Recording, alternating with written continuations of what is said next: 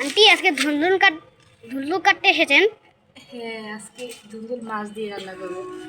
ঠিক আছে, আজকে এই যে ধুন্দুল দেখো। মাছ দিয়ে। বাপরে, এত অনেক বড় ধুন্দুল তো।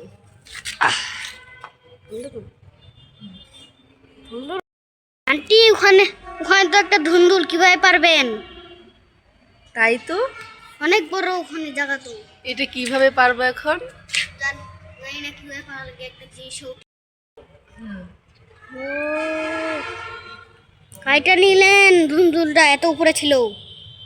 বাপরে, দুইটা ধুন্দুল আছে, আরো কয়টা আছে গাছে ধুন্দুল?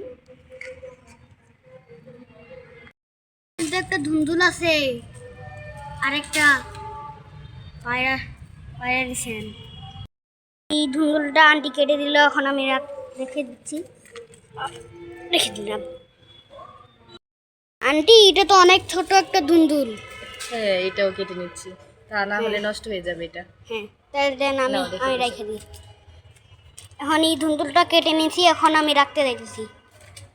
আরে, রেখে দিলাম। আমি আমি আর আন্টি আজকে অনেক কষ্ট করে আমরা ধুন্দুল গেলা কাটলাম। ওখানে অনেক গেলা কাদা আর বালু আছে। আর আর দেখেন ছাদগুলা।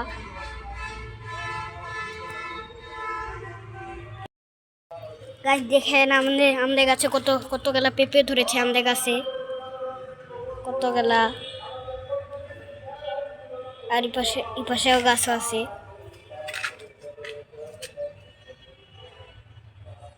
দেখেন, আর এটা লেবু গাছ আর এটা মরিচ গাছ। এখানে এখানে আমাদের মরিচ গাছ, আর ওখানে ধুন্দুল গাছ। ধুন্দুল পারলাম এখান থেকে, ধুন্দুল পেরে ওই যে ওখানে রাখলাম আমরা সবাই।